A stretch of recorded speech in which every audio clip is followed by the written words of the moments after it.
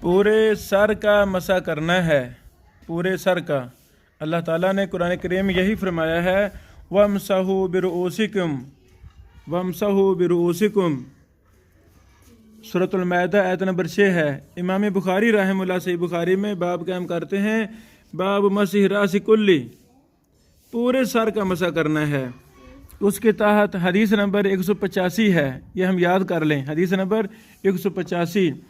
اس کے اندر واضح لفظ ہیں کہ پورے سر کا مسح کرنا ہے۔ ثم مسح راسہ بیدیہ فاقبل بہما وادبر، یعنی سر سے آگے سے ہاتھوں کو شروع کرنا ہے مسح میں، پیچھے لے جانا ہے اور پیچھے سے آگے لے کر آنا ہے۔